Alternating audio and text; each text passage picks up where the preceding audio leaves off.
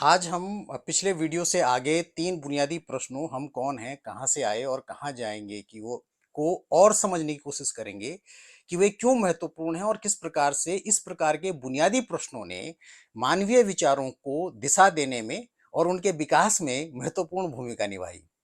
विषय गूढ़ है जिसको समझने के लिए हम दार्शनिकता के साथ ही साथ वैज्ञानिकता का भी सहारा लेंगे। अतः वीडियो को अंत तक देखें और पिछला वीडियो भी देखें। नमस्कार, मैं हूं डॉक्टर महेश भट्ट और आप देख रहे हैं निठल्ला चिंतन विद डॉक्टर महेश भट्ट। आगे बढ़ने से पहले आपसे एक छोटी सी गुजारिश है जो हम अक्सर करते हैं। अगर आपने अभी तक इस चैनल को सब्सक्राइब नहीं किया है तो सब्सक्राइब करके बेल आइकन जरूर दबा दें। ऐसा करने से आपको रिलीजन, स्पिरिचुअलिटी, फिलॉसफी और साइंस के वीडियोस जिनमें कि साइंटिफिक टेम्परामेंट और तथ्यों के साथ चिंतन और डिस्कशन होगा, बराबर मिलते रहेंगे।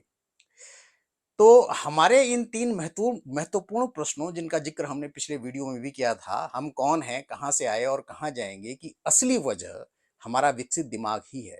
क्योंकि इस प्रकार के बुनियादी प्रश्न तभी संभव हो पाए जब प्राणी जगत की एक प्रजाति होमो सेपियंस में एक बुद्धिमान दिमाग का विकास संभव हुआ, जिसको अपने अस्तित्व और सर्वाइवल दोनों को समझने के लिए ये जानना ज़रूरी हो गया कि आखिर वो इस दुनिया में कहाँ से और कैसे आया। नेचुरली इस प्रश्न के साथ ये भी जुड़ता चला गया कि इस पृथ्वी पर जीवन का उद्भव कैसे हुआ, या ये पृथ्वी किस तरह से अस्तित्व में आई, और फाइनली पूरे ब्रह्मांड का इतिहास और भूगोल क्या है। जब ये प्रश्न उठेगा तो इसका अगला नेचुरल एक्सटेंशन यही होगा कि हम कहाँ जाएंगे। तो हम देखेंगे कि सभी धर्मों का सेंट्रल थॉट जीवन की उत्पत्ति के संबंध में और जीवन के बाद मृत्यु के उपरांत और आफ्टर लाइफ की कोई ना कोई धारणा रही है, जिसमें किसी भगवान या विश्वास का रोल होता है। अब तक के सबसे पुराने लेखों में liturgy of Nintud on the creation of man and woman हो, या फिर लगभग 2600 ईसा पूर्व की केस टेम्पल हाइम इजिप्ट के पिरामिड टेक्स्ट हो, या फिर वेद, ये सब तकरीबन 1000 से 3000 साल ईसा पूर्व लिखे गए। ईसा बाद के क्रिश्चियनिटी और इस्लाम धर्म हो, या इन सब में जीवन की उत्पत्ति, जीवन, मरण और मृत्यु के बाद के जीवन के बारे में प्रमुखता से वर्णन किया गया है। दर्शन चाहे वो ईस्टर्न फिलॉसफी हो या फिर वेस्टर्न, सभी जगह जीवन की उत्पत्ति और मृत्यु के बाद के जीवन की अवधारणाएं केंद्रीय विषय रही हैं, जो सांस्कृतिक और धार्मिक प्रभावों की एक विस्तृत श्रृंखला को दर्शाती हैं।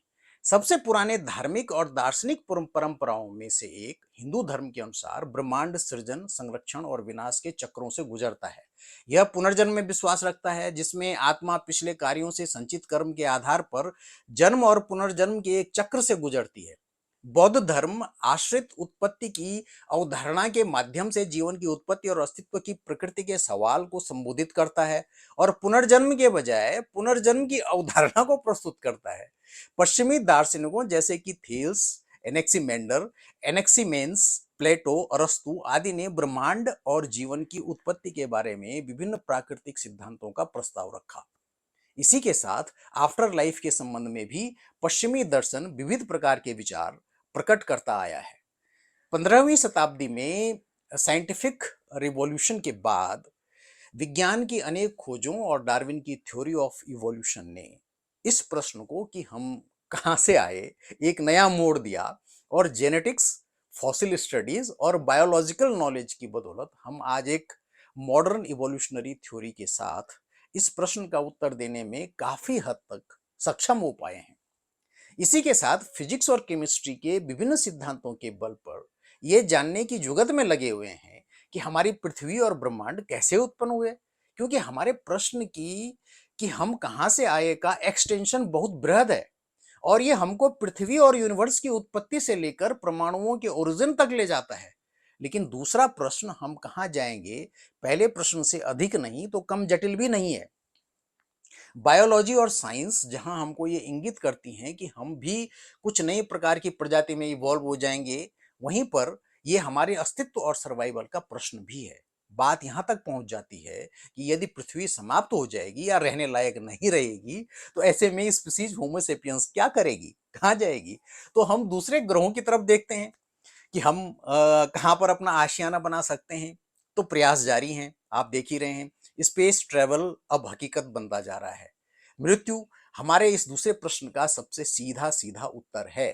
इसीलिए मृत्यु और मृत्यु के बाद के जीवन को धार्मिक, दार्शनिक और आध्यात्मिक चिंतन में अनेकों प्रकार से उद्धृत किया जाता है। और साथ ही विज्ञान में चिकित्सा विज्ञान के जरिए मृत्यु को जितना हो सके उतना दूर ले जाने की कोशिशें मनुष्य पुरातन काल से करता आया है। मृत्यु पर विजय मनुष्य के कुछ विशेष लक्ष्यों में शामिल रहा है और रहेगा।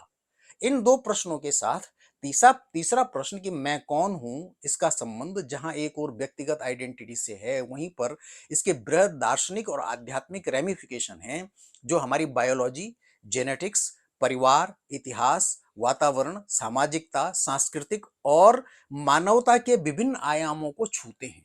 इस प्रकार से यदि हम देखें तो इस प्रश्न पर कि मैं कौन हूं, जो एक तरफ तो बहुत सरल लगता है, वहीं पर यह मानवीय मेधा के कुछ नायाब, बेहतरीन और कठिन प्रश्नों में से एक है, जहां हमारे उन्नत दिमाग की सभी संभव संभावनाएं विभिन्न प्रकार के बौद्धिक विचारों के साथ काम करते हुए सदियों से व्यस्त हैं। धर्म, आध्यात्म, विज्ञान, समाज, कहानियां, आर्ट, कल्चर, सब कुछ लगता है कि इन तीन अद्भुत प्रश्नों को हल करने की जुगत में सदियों से, जब से स्पीसीज होमो सेपियंस इस पृथ्वी पर प्रकट हुई, उसके मानव बनने की प्रक्रिया में गतिमान है। हम ये कह सकते हैं कि ये तीनों प्रश्न भिन्न होते हुए भी जटिलता के साथ एक दूसरे से जुड़े हुए हैं और अनगिनत नए प्रश्नों को जन्म देते हैं, जिनमें से बहुतेरे अपने मूल प्रश्नों से भी जटिल और कठिन होते हैं। इसीलिए ये तीन प्रश्न मानवीय अस्तित्व की भूत भी हैं और भविष्य भी। यहां पर यह कहना अतिशयोक्ति नहीं होगी कि इन तीन तीन प्रश्नों को हल करने की अप्रतिम कोशिश का ही नतीजा है कि हम आज विज्ञान को वो काम करते हुए देख सकते हैं जो कुछ दशकों पहले तक अकल्पनीय कहा जाता था।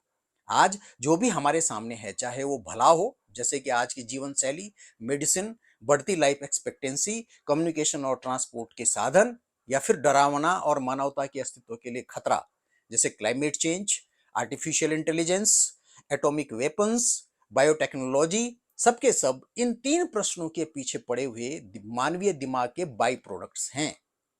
लेकिन मजेदार बात यह है कि इन खतरों से पार पाने के लिए सहारा भी इन्हीं तीन प्रश्नों का ही है। अतः ये तीन महत्वपूर्ण प्रश्न, मैं कौन हूं, कहां से आया और कहां जाऊंगा, हमारा पीछा करते रहेंगे, शायद वहां भी जहां किसी और ग्रह पर भविष्य में हमारी भावी पीढ़ियां अपना ठौर बनाएंगी। इस वीडियो में इतना ही।